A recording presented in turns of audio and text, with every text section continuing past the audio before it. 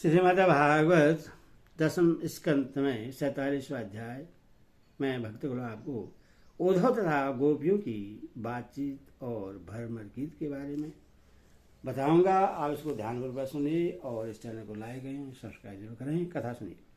श्री सुखदेव जी कहते हैं, परीक्षित, गोपियों ने देखा कि श्री कृष्ण के सेवक उद्धव जी की आकृति और वेशभूषा श्री कृष्ण से मिलती जुलती है। घुटनों तक लंबी लंबी भुजाएं हैं, नूतन कमल दल के समान कोमल नेत्र हैं, शरीर पर पीताम्बर धारण किए हुए हैं, गले में कमल पुष्पों की माला है, कानों में मणि जटित कुंडल झलक रहे हैं और मुखार बिंद अत्यंत प्रफुल्लित है। पवित्र मुस्कान वाली गोपियों ने आपस में कहा, यह पुरुष देखने में तो बहुत सुंदर है, परंतु वह है कौन, कहाँ से आया है, किसका दूत है, इसने श्री कृष्ण जैसी वेशभूषा क्यों धारण कर रखी है। सब की सब गोपियां उनका परिचय प्राप्त करने के लिए अत्यंत उत्सुक हो गई और उनमें से बहुत सी पवित्र कीर्ति भगवान श्री कृष्ण के चरण कमलों के आश्रय तथा उनके सेवक सका उद्धव जी को चारों ओर से घेर कर खड़ी हो गई। जब उन्हें मालूम हुआ कि ये तो रमा रमन भगवान श्री कृष्ण का संदेश लेकर आए हैं, तब उन्होंने विनय से झुककर सदजयी हास्य चितवन और मधुर वाणी आदि से उद्धव जी का अत्यंत सत्कार किया तथा एकांत में आसन पर बैठाकर वे उनसे इस प्रकार कहने लगी, उद्धव जी, हम जानते हैं कि आप यदुनाथ के पादर्श हैं, उन्हीं का संदेश लेकर यहाँ पधारे हैं। आपके स्वामी ने अपने माता पिता को सुख देने के लिए आपको यहाँ भेजा है, अन्यथा हमें तो अब इस नंद गांव में गौ के रहने की जगह में उनके स्मरण करने योग्य कोई वस्तु दिखाई नहीं पड़ती। माता पिता आदि सगे संबंधियों का स्नेह बंधन तो बड़े बड़े ऋषि मुनि भी बड़ी कठिनाई से छोड़ पाते हैं। दूसरों के साथ जो प्रेम संबंध का स्वांग किया जाता है वह तो किसी न किसी स्वार्थ के लिए ही होता है। बहुरों का पुष्पों से, पुरुषों का स्त्रियों से ऐसा ही स्वार्थ का प्रेम संबंध होता है। जब वैश्या समझती है कि अब मेरे यहाँ आने वाले के पास धन नहीं है, तब उससे वह धता बता देती है। जब प्रजा देखती है कि यह राजा हमारी रक्षा नहीं कर सकता, तब वह उसका साथ छोड़ देती है। अध्ययन समाप्त हो जाने पर कितने शिष्य अपने आचार्य की सेवा करते हैं। यज्ञ की दक्षिणा मिली कि ऋतु लोग चलते बने। जब वृक्ष पर फल नहीं रहते, तब पक्षीगण वहां से बिना कुछ सोचे विचारे उड़ जाते हैं। भोजन कर लेने के बाद अतिथि लोग ही गृहस्थ की ओर कब देखते हैं। वन में आग लगे कि पशु भाग खड़े हुए। चाहे स्त्री के हृदय में कितना भी अनुराग हो, जार पुरुष अपना काम बना लेने के बाद उलट कर भी तो नहीं देखता। परिचित गोपियों के मन, वाणी और शरीर श्री कृष्ण में ही तल्लीन थे। जब भगवान श्री कृष्ण के दूत बनकर उद्धव जी वज्र में आए, तब वे उनसे इस प्रकार कहते कहते यह भूल ही गई कि कौन सी बात किस तरह किसके सामने कहनी चाहिए। भगवान श्री कृष्ण ने बचपन से लेकर किशोर अवस्था तक जितनी भी लीलाएं की थी, उन सब की याद कर करके गोपियां उनका गान करने लगी। वे आत्मविस्मृत होकर स्त्री सुलभ लज्जा को भी भूल गई और फुट फुट कर रोने लगी। एक गोपी को उस समय स्मरण हो रहा था भगवान श्री कृष्ण के मिलन की लीला का। उसी समय उसने देखा कि पास से एक भौरा गुनगुना रहा है।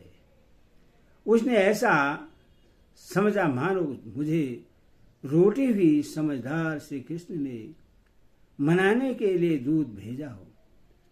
वह गोपी भौरे से इस प्रकार कहने लगी। गोपी ने कहा, हे मधु, तू कपटी का सखा है, इसलिए तू भी कपटी है। तू हमारे पैरों को मत छू, झूठे प्रणाम करके हमसे अनुनय विनय मत कर। हम देख रही हैं कि श्री कृष्ण की जो वनमाला हमारी शौतों के व स्थल के ईश्वर से मसली हुई है, उसका पीला पीला कुकुम तेरी मूछों पर भी लगा हुआ है।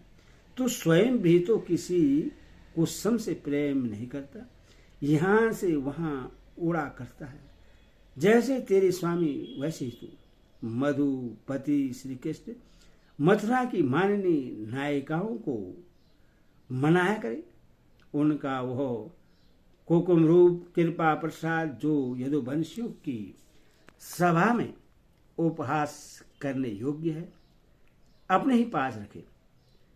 उससे तेरे द्वारा यहाँ भेजने की क्या आवश्यकता है। जैसा तू काला है वैसे ही वे भी है। तो भी पुष्पों का रस लेकर उड़ जाता है, वैसे ही वे भी निकले। उन्होंने हमें केवल एक बार, हाँ ऐसा ही लगता है, केवल एक बार अपनी तनिक सी मोहनी और परम मादक अधर सुधा पिलाई थी, और फिर हम भोली भाली गोपी को छोड़कर वही यहाँ से चले गए। पता नहीं सुकुमारी लक्ष्मी उनके चरण कमलों की सेवा कैसे करती रहती है। अवश्य हुए छैल छबीले श्री कृष्ण की चिकनी चुपड़ी बातों में आ गई होगी। चित चोर ने उनका भी चित चुरा लिया होगा। जो भरभर हम वनवासिनी हैं, हमारे जो घर द्वार भी नहीं है, तुम हम लोगों के सामने ये देवंश शिरोमणि श्री कृष्ण का बहुत सा गुणगान क्यों कर रहा है। यह सब भला हम लोगों को मनाने के लिए ही तो, परंतु नहीं, वे हमारे लिए कोई नए नहीं हैं। हमारे लिए तो जाने पहचाने बिल्कुल पुराने हैं। तेरी चावलसी हमारे पास नहीं चलेगी। तू जा, यहाँ से चला जा। और जिनके साथ सदा विजय रहती है, उन श्री कृष्ण की ये मधुपुर वासनी सखियों के सामने जाकर उनका गुणगान कर। वे नई हैं, उनकी लीलाएं कम जानती हैं, और इस समय वे उनकी प्यारी हैं। उनके हृदय की पीड़ा उन्होंने मिटा दी है। वे तेरी प्रार्थना स्वीकार करेंगी। तेरी चावलसी से प्रश्न होकर तुझे मोहमांगी वस्त्र देंगी। भौरे, वे हमारे लिए छटपटा रहे हैं, ऐसा तू क्यों कहता है। उनकी कपट भरी मनोहर मुस्कान और भौं के इशारे से जो बस में न हो जाए, उनके पास दौड़ी न आवे, ऐसी कौन सी स्त्रियां हैं। अरे अनजान, स्वर्ग में, पैताल में और पृथ्वी में ऐसी एक भी स्त्री नहीं है। औरों की तो बात ही क्या, स्वयं लक्ष्मी जी भी उनके चरण रज की सेवा किया करती है। फिर हम श्री कृष्ण के लिए किस गिनती में हैं। परंतु उनके पास जाकर कहना कि तुम्हारा नाम तो उत्तम श्लोक है। अच्छे अच्छे लोग तुम्हारी कीर्ति का गान करते हैं, परंतु इसकी सार्थकता तो इसी में है कि तुम दीनों पर दया करो, नहीं तो श्री कृष्ण तुम्हारा उत्तम श्लोक नाम झूठा पड़ जाता है। अरे मधुकर, देख, तू मेरे पैर पर सिर मत टेक। मैं जानती हूं कि तू अनुनय विनय करने में, समायाचना करने में बड़ा निपुण है। मालूम होता है तू श्री कृष्ण से यही सीख कर आया है कि रूठे हुए को मनाने के लिए दूध को, संदेशवाह को कितनी चाटुकारिता करनी चाहिए।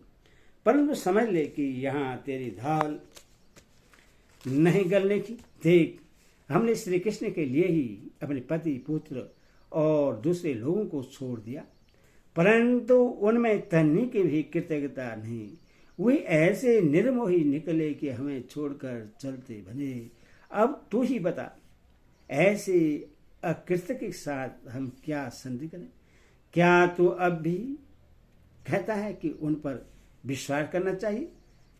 ए रे मधु, जब वे राम बने थे तब उन्होंने कविराज बाली को ब्याज के समान छिपकर बड़ी निडरता से मारा था।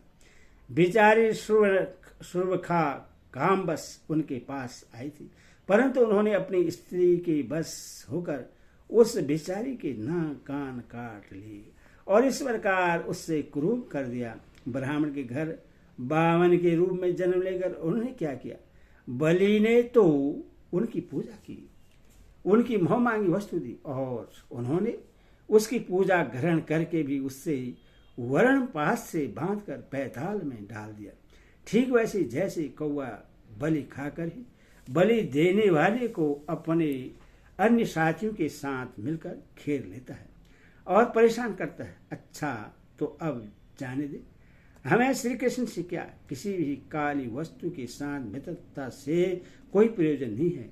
परंतु यदि तू यह कहे कि जब ऐसा है तब तुम लोग उनकी चर्चा क्यों करते हो, तो भरभर है। हम सच कहती हैं, एक बार जिससे उसका चस्का लग जाता है वह उसे छोड़ नहीं सकता। ऐसी दशा में हम चाहने पर भी उनकी चर्चा छोड़ नहीं सकते। श्री कृष्ण के लीला रूप कर्णामृत के एक कण का भी जो रसाधारण कर लेता है, उसके राग देश सुख दुख आदि सारे दंड छुट जाते हैं। यहाँ तक कि बहुत से लोग तो अपने दुख से सनी हुई घर गृहस्थी छोड़कर अकिचन हो जाते हैं। अपने पास कुछ भी संग्रह परिग्रह नहीं रखते और पक्षियों की तरह चुन चुन कर भीख मांगकर अपना पेट भरते हैं। दीन दुनिया से जाते रहते फिर भी श्री कृष्ण की लीला कथा छोड़ नहीं पाते। वास्तव में उसका रस, उसका चस्का ऐसा ही है। यही दशा हमारी हो रही है। जैसे कृष्णसार मृग की पत्नी भोली भाली हरिण्या व्याध के सुमधुर गान का विश्वास कर लेती हैं और उसके जाल में फंसकर मारी जाती हैं, वैसे हम भोली भाली गोपियां भी उस मछलिया श्री कृष्ण की कपट भरी मीठी मीठी बातों में आकर उन्हें सत्य के समान मान बैठी और उनके नग स्वर से होने वाले काम व्याधि का बार बार अनुभव करती रही। इसीलिए श्री कृष्ण के दूध भरे। अब इस विषय में तू और कुछ मत कह, तुझे कहना ही हो तो कोई दूसरी बात कह। हमारे प्रियतम के प्यारे सखा जान पड़ता है तुम एक बार उधर जाकर फिर लौट आई हो। अवश्य ही हमारे प्रियतम ने मनाने के लिए तुम्हें भेजा होगा। पेरी भरवर, तुम सब प्रकार से हमारी माननी हो। कहो तुम्हारी क्या इच्छा है, हमसे जो चाहे सो मांग लो। अच्छा तुम सच बताओ, क्या हमें वहां ले चलना चाहते हो? अजय उनके पास जाकर लौटना बड़ा कठिन है। हम तो उनके पास जा चुके हैं, परंतु तुम हमें वहां ले जाकर करोगे क्या? प्यारे भरवर, उनके साथ उनके वश स्थल पर तो उनकी प्यारी पत्नी लक्ष्मी सदा रहती है ना, तब वहां हमारा निर्वाह कैसे होगा? अच्छा हमारे प्रियतम के प्यारे दूत मधुकर, हमें यह बतलाओ कि आर्यपुत्र भगवान श्री कृष्ण गुरुकुल से लौटकर मधुपुरी में अब सुख से तो है ना? क्या वे कभी नंद बाबा, यशोदा रानी, यहाँ के घर सगे संबंधी और ग्वाल वालों की भी याद करते हैं? और क्या हम दासियों की भी कोई बात कभी चलाते हैं? प्यारे भरवर, हमें यह भी बतलाओ कि कभी वे अपने अगर के समान दिव्य सुगंध से युक्त भुजा हमारे सिरों पर रखेंगे? क्या हमारे जीवन में कभी ऐसा सुअवसर भी आएगा? श्री सुखदेव जी कहते प्रश्न, गोपियां भगवान श्री कृष्ण के दर्शन के लिए अत्यंत उत्सुक लालायित हो रही थी, उनके लिए तड़प रही थी। उनकी बातें सुनकर उद्धव जी ने उन्हें उनके प्रियतम का संदेश सुनाकर संताना देते हुए इस प्रकार कहा। उद्धव जी ने कहा, अहो गोपियों, तुम कृतकृत्य हो, तुम्हारा जीवन सफल है। देवियों, तुम सारे संसार के लिए पूज्य हो, क्योंकि तुम लोगों ने इस प्रकार भगवान श्री कृष्ण को अपना हृदय, अपना सर्वस्व समर्पित कर दिया है। दान व्रत तप होम जप वेदाध्ययन ध्यान धारण समाधि और कल्याण के अन्य विविध साधनों के द्वारा भगवान की भक्ति प्राप्त हो, यही प्रयत्न किया जाता है। यह बड़े सौभाग्य की बात है कि तुम लोगों ने पवित्रकृत भगवान श्री कृष्ण के प्रति वही सर्वोत्तम प्रेम भक्ति प्राप्त की है और उसी का आदर्श स्थापित किया है, जो बड़े बड़े ऋषि मुनियों के लिए भी अत्यंत दुर्लभ है। सचमुच यह कितनी सौभाग्य की बात है कि तुमने अपने पुत्र, पति, देह, स्वजन और घरों को छोड़कर पुरुषोत्तम भगवान श्री कृष्ण को, जो सबके परम पति हैं, पति के रूप में वर्ण किया है। महाभाग्यवती गोपियों, भगवान श्री कृष्ण के वियोग से तुमने उन इंद्रियातीत परमात्मा के प्रति वह भाव प्राप्त कर लिया है जो सभी वस्तुओं के रूप में उनका दर्शन कराता है। तुम लोगों का वह भाव मेरे सामने भी प्रकट हुआ। यह मेरे ऊपर तुम देवियों की बड़ी ही दया है। मैं अपने स्वामी का गुप्त काम करने वाला दूत हूं। तुम्हारे प्रियतम भगवान श्री कृष्ण ने तुम लोगों को परम सुख देने के लिए यह प्रिय संदेश भेजा है। कल्याणी, वही लेकर मैं तुम लोगों के पास आया हूं। अब उसे सुनो। भगवान श्री कृष्ण ने कहा, मैं सबका उपादान कारण होने से सबका आत्मा हूं, सब मैं अनुगत हूं, इसीलिए मुझसे कभी भी तुम्हारा वियोग नहीं हो सकता। जैसे संसार के सभी भौतिक पदार्थों में आकाश, वायु, अग्नि, जल और पृथ्वी, ये पांचों भूत व्याप्त हैं, इन्हीं से सब वस्तुएं बनी हैं और यही उन वस्तु के रूप में है, वैसे ही मैं मन, प्राण, पंचभूत, इंद्रिय और उनके विषयों का आश्रय हूँ। वे मुझ में हैं, मैं उनमें हूँ, और सच पूछो तो मैं ही उनके रूप में प्रकट हो रहा हूँ। मैं ही अपनी माया के द्वारा भूत, इंद्रिय और उनके विषयों के रूप में होकर उनका आश्रय बन जाता हूँ तथा स्वयं निमित्त ही बनकर अपने आप को ही रचता हूँ, पालता हूँ और समेट लेता हूँ। आत्मा माया और माया के कार्यों से पृथक है। वह विशुद्ध ज्ञान स्वरूप जड़ प्रकृति अनेक जीव तथा अपने ही अवान्तर भेदों से रहित सर्वदा शुद्ध है। कोई भी गुण उसका स्पर्श नहीं कर पाते। माया की तीन वृत्तियां हैं, सुषुप्त, स्वप्न और जागृत। इनके द्वारा वही अखंड अनंत भूत स्वरूप आत्मा कभी प्राक तो कभी तेजस्वी और कभी विश्व रूप से प्रतीत होती है। मनुष्य को चाहिए कि वह समझे कि स्वप्न में दिखने वाला पदार्थों के समान ही जागृत अवस्था में इंद्रियों के विषय भी प्रतीत हो रहे हैं। वे मिथ्या हैं, इसीलिए उन विषयों का चिंतन करने वाले मन और इंद्रियों को रोक ले और मानो सोकर उठा हो। इस प्रकार जगत के स्वाप्निक विषयों को त्याग कर मेरा साक्षात्कार कर, जिस प्रकार सभी नदियां घूम फिर कर समुद्र में ही पहुंचती हैं, उसी प्रकार मनस्वी पुरुषों का वेदाभ्यास, योग साधन, आत्मानात्म विवेक, त्याग, तपस्या, इंद्र से और सत्य आदि समस्त धर्म मेरी प्राप्ति में ही समाप्त होते हैं। सबका सच्चा फल है मेरा साक्षात्कार, क्योंकि वे सब मन को निरुद्ध करके मेरे पास पहुंचाते हैं। गोपियां, इसमें संदेह नहीं कि मैं तुम्हारे नयनों का ध्रुव बता रहा हूं। तुम्हारा जीवन सर्वस्व हूं, किंतु मैं जो तुमसे इतना दूर रहता हूं उसका कारण है वह यही कि तुम निरंतर मेरा ध्यान कर सको। शरीर से दूर रहने पर भी मन से तुम मेरी सानिध्य का अनुभव करो। अपना मन मेरे पास रखो, क्योंकि स्त्रियों और अन्याय प्रेमियों का चित्त अपने परदेशी प्रीतम में जितना निश्चल भाव से लगा रहता है, उतना आंखों के सामने पास रहने वाले प्रीतम में नहीं लगता। अशेष वृत्तियों से रहित संपूर्ण मन मुझ में लगाकर जब तुम लोग मेरा अनुस्मरण करोगे, तब शीघ्र ही सदा के लिए मुझे प्राप्त हो जाओगी।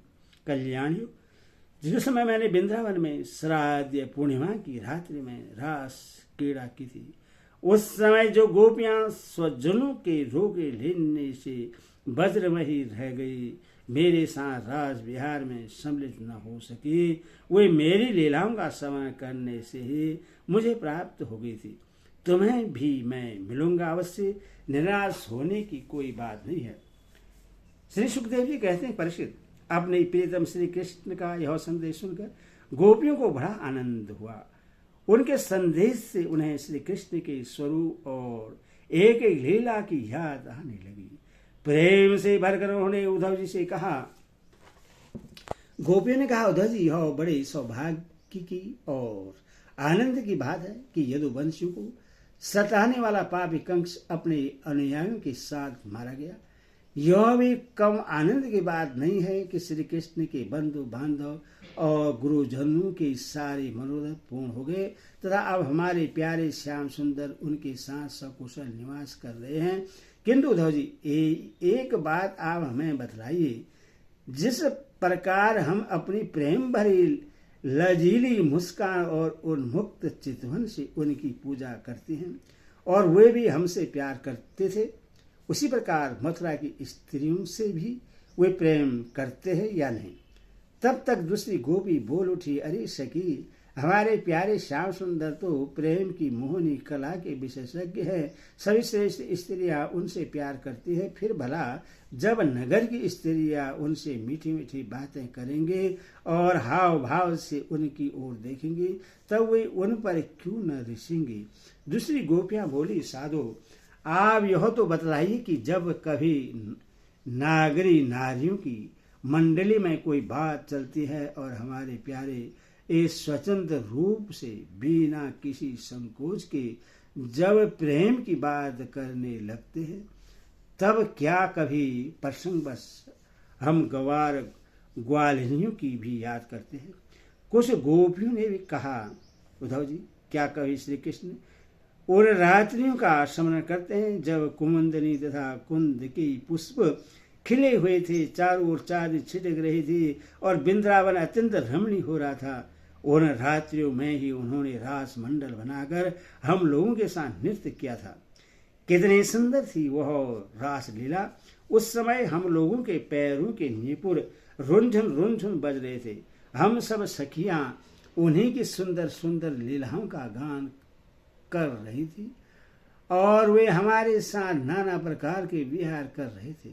कुछ दूसरी गोपियां बोल उठी, उद्धव जी, हम सब तो उन्हीं के विरह की आग से जल रही हैं। देवरा इंद्र जैसे जल वर्षा कर वन को हरा भरा कर देते हैं, उसी प्रकार क्या कभी श्री कृष्ण भी अपने कर स्पर्श आदि से हमें जीवन दान देने के लिए यहाँ आएंगे। तब तक एक गोपी ने कहा, अरे सखी, अब तो उन्होंने इस शत्रु को मारकर राज्य पा लिया है, जिससे देखो वही उनका सुहृदय बना फिरता है। अब वे बड़े बड़े नरपतियों की कुमारियों से विवाह करेंगे, उनके साथ आनंदपुर पर रहेंगे। यहाँ हम गवारियों के पास क्यों आएंगे। दूसरी गोपी ने कहा, नहीं सकी, महात्मा श्री कृष्ण तो स्वयं लक्ष्मीपति हैं, उनकी सारी कामनाएं पूर्ण ही हैं, वे कृत्य हैं। हम वनवासिनी ग्वालिनों अथवा दूसरी राजकुमारी से उनका कोई प्रयोजन नहीं है। हम लोगों के बिना उनका कौन सा काम अटक रहा है। देखो, वैश्या होने पर भी पिंगला ने क्या ही ठीक कहा है, संसार में किसी की आशा न रखना ही सबसे बड़ा सुख है। यह बात हम जानते हैं, फिर भी हम भगवान श्री कृष्ण के लौटने की आशा छोड़ने में असमर्थ हैं। उनके शुभागमन की आशा ही तो हमारा जीवन है। हमारे प्यारे श्याम सुंदर ने, जिनकी किसी का गान बड़े बड़े महात्मा करते रहते हैं, हमसे एकांत में जो मीठी मीठी प्रेम की बातें की हैं, उन्हें छोड़ने का भुलाने का उत्साह भी हम कैसे कर सकते हैं। देखो, तो उनकी इच्छा न होने पर भी स्वयं लक्ष्मी जी उनके चरणों से लिपटी रहती हैं, एक क्षण के लिए भी उनका अंग संग छोड़कर नहीं जाती। उद्धव जी, यह वही नदी है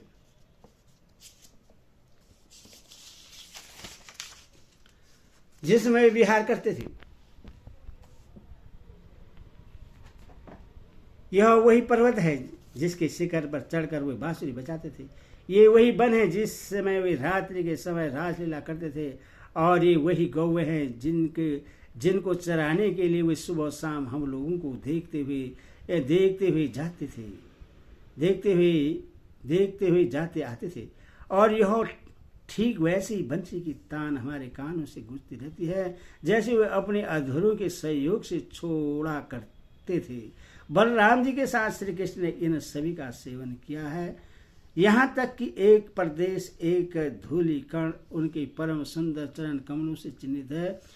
इन्हें जब जब हम देखते हैं, सुनते हैं, दिन भर यही तो करती रहती हैं, तब तब वे हमारे प्यारे श्याम सुंदर नंद नंदन को हमारे नेत्रों के सामने लाकर रख देते हैं। उद्धव जी, हम किसी भी प्रकार मरकर भी उन्हें भूल नहीं सकते।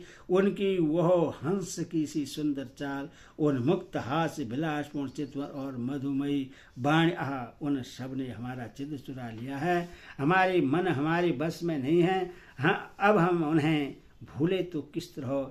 हमारे प्यारे श्री कृष्ण, तुम्हें हमारे जीवन के स्वामी हो, सर्वस्व हो प्यारे, तुम लक्ष्मी नाथ हो तो क्या हुआ, हमारे लिए तो वज्रनाथ ही हो। हम वज्र गोपियों के एकमात्र तुम्ही सच्चे स्वामी हो। श्याम सुंदर, तुम्हें बार बार हमारी व्यथा मिटाई है, हमारे संकट काटे। गोविंद, तुम गौओं के बहुत से प्रेम करते हो, क्या हम गौए नहीं हैं? तुम्हारा यह सारा गोकुल जिसमें ग्वाल बाल माता पिता गौए और हम गोपियां सब कोई हैं, दुख के अपार सागर में डूब रहा है। तुम इससे बचाओ, आओ हमारी रक्षा करो। श्री सुखदेव जी कहते हैं, प्रिय परीक्षित, भगवान श्री कृष्ण का प्रिय संदेश सुनकर गोपियों की विरह से व्यथा शांत हो गई थी। वे इंद्रियातीत भगवान श्री कृष्ण को अपने आत्मा के रूप में सर्वस्त्र स्थित समझ चुकी थी। अब वे बड़े प्रेम और आदर से उद्धव जी का सत्कार करने लगी। उद्धव जी गोपियों का विरह व्यथा मिटाने के लिए कई महीने तक वहीं रहे। वे भगवान श्री कृष्ण की अनेकों लीलाएं और बातें सुना कर ब्रजवासी को आनंदित करते रहे। नंद बाबा के ब्रज में जितने दिनों तक उद्धव जी रहे, उतने दिनों तक भगवान श्री कृष्ण की लीला की चर्चा होते रहने के कारण ब्रजवासियों को ऐसा जान पड़ा मानो अभी एक ही क्षण हुआ हो।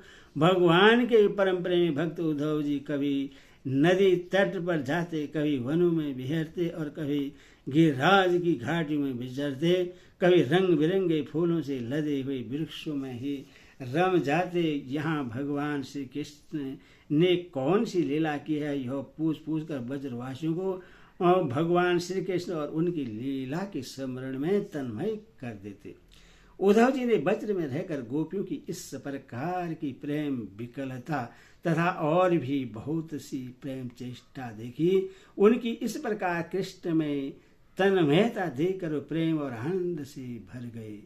अब वे गोपियों को नमस्कार करते हुए इस प्रकार गान करने लगे, इस पृथ्वी पर केवल इन गोपियों का ही शरीर धारण करना श्रेष्ठ एवं सबल है, क्योंकि ये सर्वात्मा भगवान श्री कृष्ण के परम प्रेममयी दिव्य महाभाव में स्थित हो गई है। प्रेम की यह ऊंची से ऊंची स्थिति संसार के भय से भीत मुमुक्ष जनों के लिए ही नहीं, अभी तो बड़े बड़े मुनियों, मुक्त पुरुषों तथा हम भक्त जनों के लिए भी अभी वांछनीय ही है। हमें इनकी प्राप्ति नहीं हो सकी। सत्य है, जिन्हें भगवान श्री कृष्ण की लीला कथा की रस का चस्का लग गया है, उन्हें कुलीनता की, दे जाति समुचित संस्कार की और बड़े बड़े यज्ञों की में दीक्षित होने की क्या आवश्यकता है। अथवा यदि भगवान की कथा का रस नहीं मिला, उसमें रुचि नहीं हुई, तो अनेक महाकल्पों तक बार बार ब्रह्मा होने से ही क्या लाभ। कहाँ ये बनचरी आचार ज्ञान और जाति के हीन गांव की गवार ग्वालिने, और कहाँ सच्चिदानंद घन भगवान श्री कृष्ण में यह अन्य परम प्रेम। अहो धन्य है, धन्य है। इससे सिद्ध होता है कि यदि कोई भगवान के स्वरूप और रहस्य को न जानकर भी उनसे प्रेम करे, उनका भजन करे, तो वे स्वयं अपनी शक्ति से, अपनी कृपा से उनका परम कल्याण कर देते हैं। ठीक वैसे जैसे कोई अनजान में भी अमृत पी ले तो वह अपनी वस्तु शक्ति से ही पीने वाले को अमर बना देता है। भगवान श्री कृष्ण ने रास उत्सव के समय इन बजरा गणनाओं के गले में बांह डाल डालकर इनके मनोरथ पूर्ण किए। इन्हें भगवान ने जिस कृपा प्रसाद का वितरण किया, जिन्हें जैसा प्रेम दान किया, वैसा भगवान की परम प्रेमवती नित्य संगिनी वक्षस्थल पर विराजमान लक्ष्मी जी को भी नहीं प्राप्त हुआ। कमल की सी सुगंध और कांत से युक्त देवगुणाओं को भी नहीं मिला। फिर दूसरी स्त्रियों की तो बात ही क्या करें। मेरे लिए तो सबसे अच्छी बात यही होगी कि मैं इस वृंदावन धाम में कोई झाड़ी लता अथवा औषधि जड़ी बूटी भी बन जाऊं। आहा, यदि मैं ऐसा बन जाऊंगा तो मुझे इन वज्रगनाओं की चरण धूलि निरंतर सेवन करने के लिए मिलती रहेगी। इनके चरण रज में स्नान करके मैं धन्य हो जाऊंगा। धन्य है ये गोपियां, देखो तो सही, जिनको छोड़ना अत्यंत कठिन है। उन स्वजन संबंधियों तथा लोग वेद के आर्य मर्यादा का परित्याग करके इन्होंने भगवान की पदवी, उनके साथ तन्मयता, उनका परम प्रेम प्राप्त कर लिया है। औरों की तो बात ही क्या।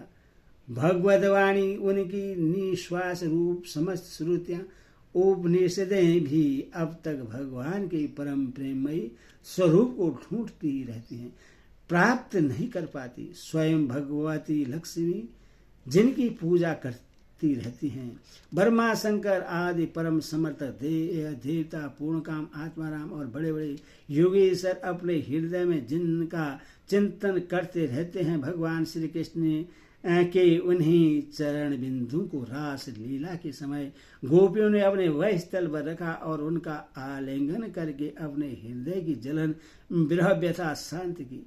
नंद बाबा के वज्र में रहने वाली गोपीगणाओं की चरण धूलि को मैं बारंबार प्रणाम करता हूँ, उसे सिर पर चढ़ाता हूँ। इन गोपी ने भगवान श्री कृष्ण की लीला कथा के संबंध में जो कुछ गान किया है वह तीनों लोगों को पवित्र कर रहा है और सदा सर्वदा पवित्र रहता रहेगा। श्री सुखदेव जी कहते हैं, परिषद इस प्रकार कई महीनों तक वज्र में रहकर उद्धव जी ने जब मथुरा जाने के लिए गोपियों से, नंद बाबा और यशोदा मैया से आज्ञा प्राप्त की, ग्वाल वालों से विदा लेकर वहां से यात्रा करने के लिए वे रथ पर सवार हुए।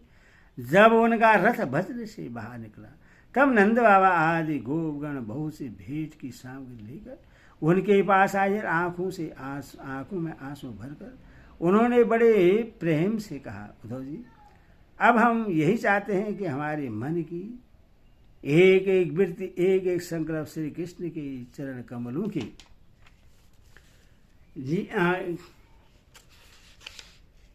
चरण कमलों के ही आश्रय रहे, उन्हीं की सेवा के लिए उठे और उन्हीं में लगी भी रहे। हमारी वाणी नित्य निरंतर उन्हीं के नाम का उच्चारण करती रहे और शरीर उन्हीं को प्रणाम करने, उन्हीं की आज्ञा पालन और सेवा में लगा रहे। उद्धव जी, हम सच कहते हैं, हमें मोक्ष की इच्छा बिल्कुल नहीं है। हम भगवान की इच्छा से अपने कर्म के अनुसार चाहे जिस योनि में जन्म लें वहां शुभ आचरण करें, दान करें और उसका फल यही पावे कि हमारे अपने ईश्वर श्री कृष्ण में हमारी प्रति उत्तरोत्तर बढ़ती रहे। पीरी परिषद नंद बाबा आदि गोपु ने इस प्रकार श्री कृष्ण भक्ति के द्वारा उद्धव जी का सम्मान किया। अब वे भगवान श्री कृष्ण के द्वारा सुरक्षित मथुरापुरी में लौट आए। वहां पहुंचकर उन्होंने भगवान श्री कृष्ण को प्रणाम किया और उन्हें ब्रजवासियों की प्रेममयी भक्ति का उद्रेक जैसा उन्होंने देखा था कह सुनाया। इसके बाद नंद बाबा ने भेंट की, जो जो सामग्री दी थी वह उनको वसुदेव जी, बलराम जी और राजा उग्रसेन को दे दी। हरिओम तत्सत। हरिओम। बोल कृष्ण भगवान की जय।